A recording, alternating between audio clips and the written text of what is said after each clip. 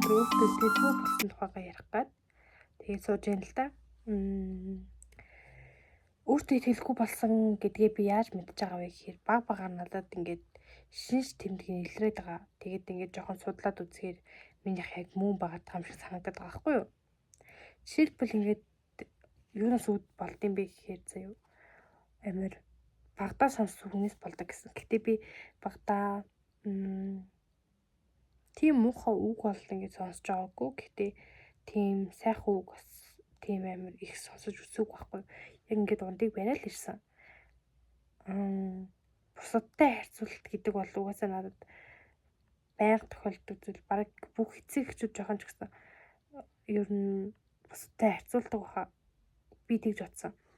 Намайг бага байхад яагаад ингэж бусадтай харьцуулдаг гэсэн бэ гэхээр би ингэж жоохон тийм сайн хүн бол сурдаг гэсэн угаасаа. Тэгээд тэгсэн чинь манай ээж хоёр ингэж чи тэдийн хүүхд ингэж амар сайн сурсан байна. Тэдийн хүүхд ингэж гэрээ цэвэрлээд ээж авдаа тусалдаг энэ төр гэдэг тиймэрхүү юм харьцуулдаг. За хамгийн амар нь тэгээд тэр харьцуулалт нь бүр намайг оюутан за 10 жилээ төгсөх хүртэл бүр ингэж надтай хамт байсан. Одоо магадгүй би ээж автаа хамт амьдардаг бол бас л ам ингэж харьцуулах байсан байх. Гэхдээ одоо би ингэж өөрийгөө харьцуулаад байгаа байхгүй юу?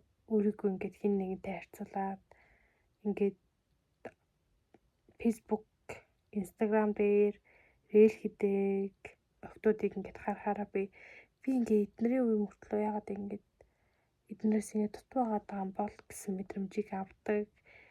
Тиймэрхүү болчиход байгаа. Тэгээд найз нөхдийн нөлөө гэсэн. Гэхдээ энэ бас ингэж бас надад яг ингэ тохиолдол байгаа зүйл. Би бас яг 10 жилдээ заяа.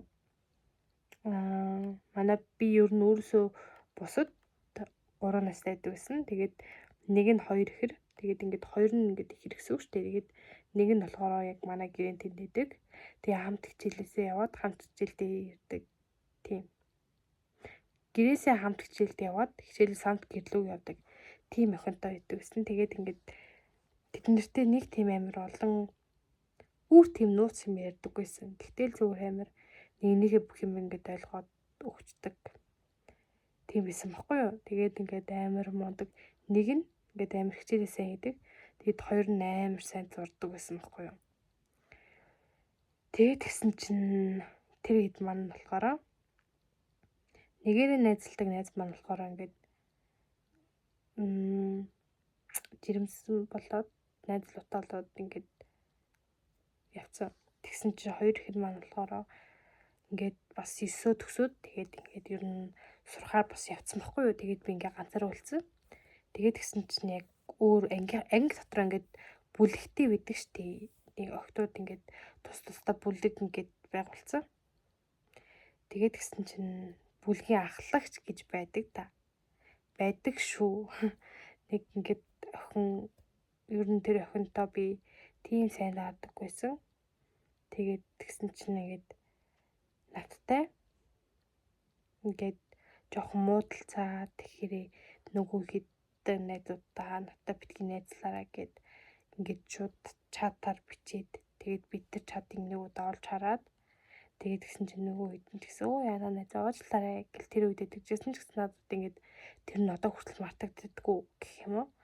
Тэгсэн мөртлөө би ингээд эднэрийн нүглөөнд жоохон ч гэсэн орцсон байсан гэх юм уу. Тэд нар гэхдээ тийм муу хүүхдүүд бол байгаагүй л дээ амир мундаг хүүхдүүд байсан хичээлээ сайн хийдэг спортоор хичээлдэг тийм хүүхдүүд байсан. Гэхдээ хамгийн муухай нь юу байсан бэ гэхээр саяны миний хэлсэн тэр хамгийн муухай одоо хүртэл надад ингээд хаяа бодогддог баггүй юу.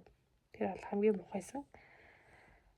Тэгэд ер нь миний бага насны өсвөр насны яг ингээд товчлоод ярил тийм бүр ингээд дэлгэрэнгүй ярил бүр илүү урт бичлэг болно магадгүй миний бүр ингээд нэг бод ном болох байхаа. Ер нь өсвөр нас яг ингээд 10 жилийн яг ямар исэн бэ? Гэр бүл намайг яг яаж тусалж дэмжсэн бэ? Найзуудаа надад яаж нөлөөлсөн бэ гэдэг юм уу? Нэг тиймэрхүү ер нь сургуулийн уртнууд яаж нөлөөлсөн, багш яаж нөлөөлсөн гэдгийг ингээд яриул үнэхээр урт болно. Гэхдээ ингээд энэ хүртэл яриа зогсоё. Яг ингээд тэгээд би ингээд өөр Яг ингээд шинж тэмдгүүдийг ярих юм бол заяа. Өөртөө итгэлгүй хүний шинж тэмдгүүд нь заяа. Өөрийгөө бусадтай байнга харьцуулах гэдэг. Энэ бол ингээд надад байнга ингээд байдаг зүйл гэж би сая хэлсэн шүү дээ. Хит их overthink хийх, жижиг зүйл дээрч буруу хэлчихсэн болов гэж боддог.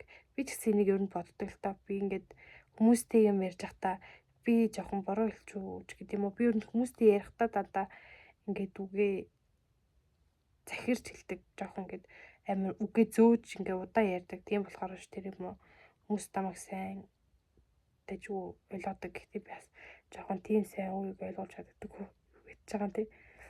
Магтаал хүлээж авч чаддаггүй. Би ч гэсэн магтаал хүлээж авч чаддаггүй заяа.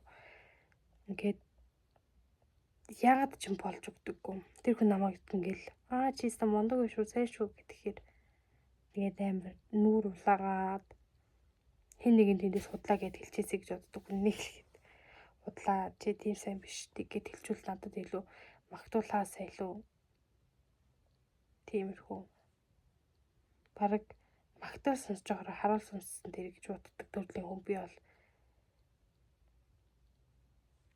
Тийм тэгээд зүгээр хаяада магтж байхаараа зүгээр л баярлалдаг шүү. Чонд маш их баярлалаа гэд хэлжүүл илүү амар санагддаг.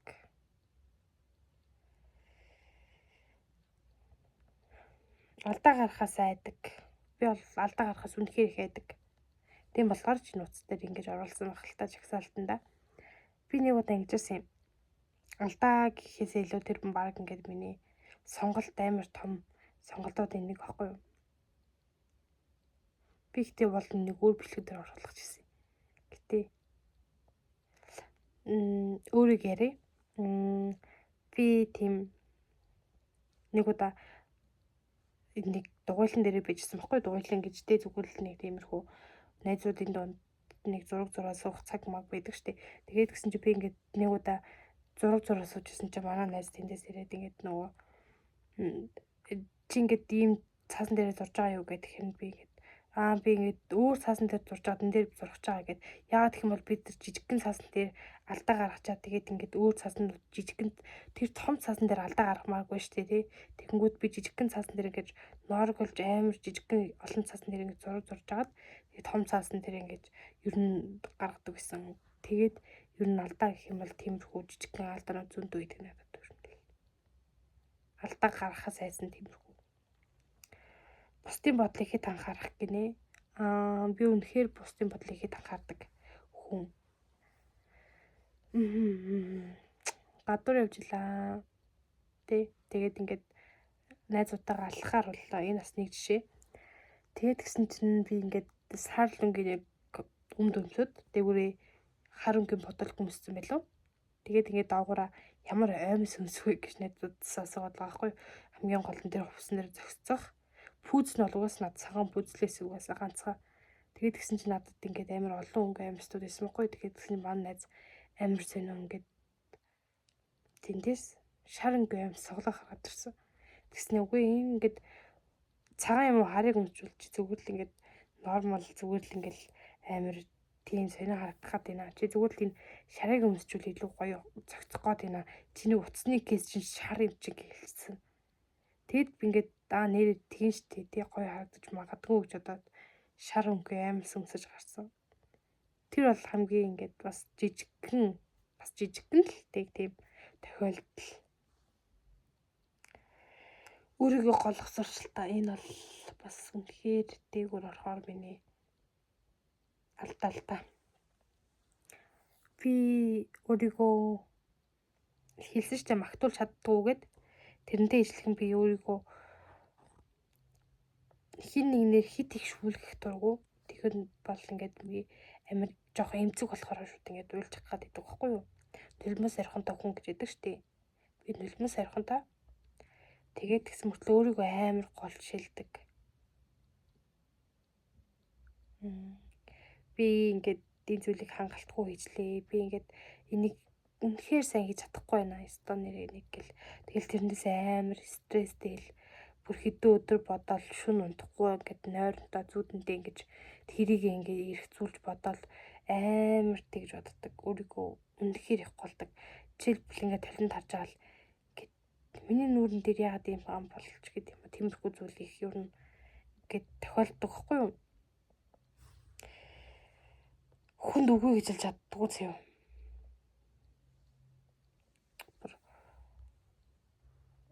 Бага байхдаа ч тийм байсан байх, одоо ч гэсэн ер нь тийм. Тэг хүн намайг ингээд ямар ч муу ажил хийх гэжсэн гэхэд би үгүй гэж хэлж чадахгүй. За би тэгээ хийчихье. Окей, би хийчихье гэж хэлээд идэг. Тэр маань асуудал болдгийг би мэдсэн ч гэсэн үгүй гэж хэлж чаддаггүй. Эцээц одоо хүртэл тийм байсаар л байгаа. Тэгэд би ингээд хизээ нэг өдөр заснантаа гэж бодсон ч гэсэн засагдахгүй зуршлаад байгаа байхгүй юу? Тийм. Амжилтаа жижигрүүлдэг гинэ. Би энэ дээр өөрийгөө нэг удаа магтмаар санагдлаа. Би үнэхээр хүнд сайн тусалдаг гэж би өөрийгөө боддог байхгүй юу? Гэхдээ би тийм мөнгөний тусламж юм уу, тиймэрхүү эд баялагын тусламж би угаасаа үзүүлж чаддаггүй. Чадхаар хэмжээтэй ч очиаг байгаа гэж би өөрийгөө боддог. Тийм болохоор би зөвхөн л хүмүүст өөрийгөө чадхаар хийж өгч чадхаараа ингэж хийж өгөө, тэр хүнийг тусалж чадхаараа ингээд туслаад сонсохыг хүссэн үедээ тэр хэлхийг хүссэн үедээ тэр хүн надад хэлээд сэтгэлээ удлахад би дээш тэр хүнийг ингээд түлхээд ингээд амар би ядраад байна гэж хэлж чаддаггүй зүгээр л тэгээ надтай ирээд миний гоё ярилцаарай гэд ингээд илүү тийм хүлээж авдаг. Тэр маань бас миний нэг сайн зан чанар. Би ер нь хүнд хэлж чаддаггүй өөрийнхөө сайн зан чанарыг тэгээ бичлэг хийхээр ингээд хэлтлээ ингээд байхгүй. Амжилтаа жижигрүүлдэг гэдэг дээр би дахиад нэг юм хэлэх гээд байна л да. Би багада бас тийм сайн зурдаг байсан. Гэхдээ бас жоохон ингээд зурчдаг байсан байхгүй юу? Тэгээд гисэн чинь ингээд нэг удаа амар гоё зурцсан байсан чинь манай багш ингээд ээжийг дуудаад тэгээд намайг дуудаад ингээд амар дажгүй зурцсан байна. Чи юу нэгээд зургийн юмар явуул яд юм бэ энэ гэж хэлж ирсэн байхгүй юу? Манай ээж юу нэгээд зөвлөгөө өгч ирсэн. Тэгсэн чинь ингээд би тэрийг ингээд хүлээж авахтаа энэ азлээсэн шүү дээ. Би зүгээр л ингээд ганц гоё зурцсан төлөө юм сүртэй. Энэ нэгээд томроод хэлэхээр баг ингээд миний гараас гараад ингээд би гоё зурхаад болчихно дөө гэсэн юм бодоод ингээд байсан. Тэгээд тэгсэн чинь ингээд тэгж бодоод ч юм уу юм зурхаа болцсон чинь нэрэл ингээд одоо би зураг бурж чаддаггүй болцсон. Тийм байна. Тэгээд миний бичлэгийг үзсэн бас баярлалаа. Хэрвээ надаар яриулахыг хүссэн зүйлээ бол яриулаарай. Тэгээд би ер нь ямар ч сэдвээр та нарын ингээд хэлж байгаа сэдвээр ярихад бэлэн байх болноо. Тэгээд та нар ч гэсэн надад ингээд хүмүүст ярьж чаддаггүй, өөрийгөө магтаж чаддаггүй бол энэ сэтгэл хэсэгт магтаж үлдээгээрэй гэж би хэлмээр байна. Бас хүсмээр байна. Ер нь хүмүүс өөрийгөө магтах сайн гэж би бол хэлмээр байна. Тэгээд өөрийгөө магтаарай гэж хэлмээр байна. Тэгээд баярлалаа, баяртай. Дараагийн бичлэгээр уулзцгаая.